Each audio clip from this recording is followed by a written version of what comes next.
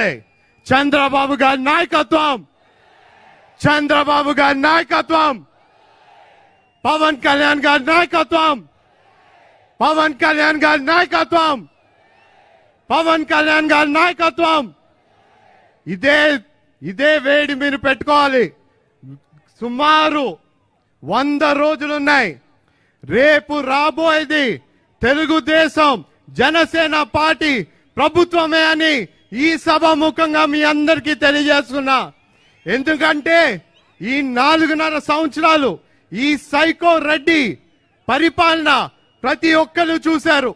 మన తెలుగుదేశం జనసేన కార్యకర్తలు, నాయకులు ప్రతి ఒక్కరు చూశారు ఏ విధంగా ఈ ప్రభుత్వం అధికారంకి వచ్చిన తర్వాత మాయ మాటలు చెప్పి మోసం చేసి నవరత్నాలు అన్నాడు.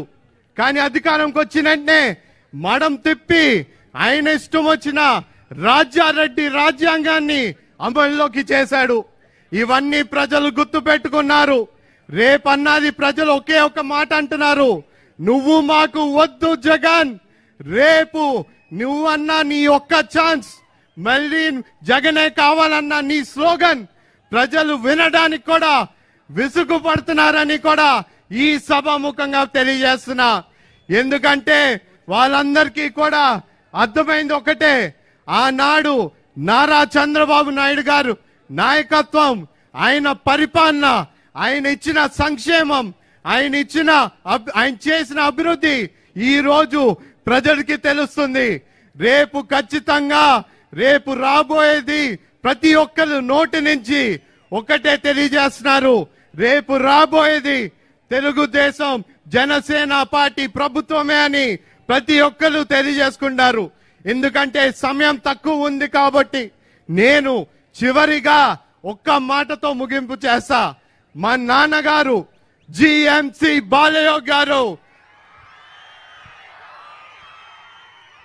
ఆయన కానీ ఈ రోజు ఉండుంటే ఆయన చేసే కసరత్తు మీ అందరికీ తెలుసు. ఆయన ఒకే సంకల్పంతో ఉండేవారు.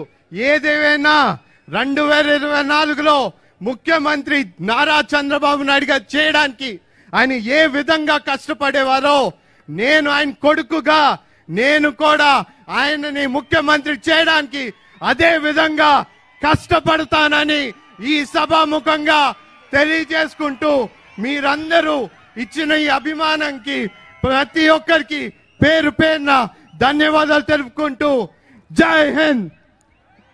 థ్యాంక్ యూ హరీష్ గారు. సమయాన్ని దృష్టిలో పెట్టుకోండి. ఇప్పుడు పార్లమెంట్ అధ్యక్షురాలు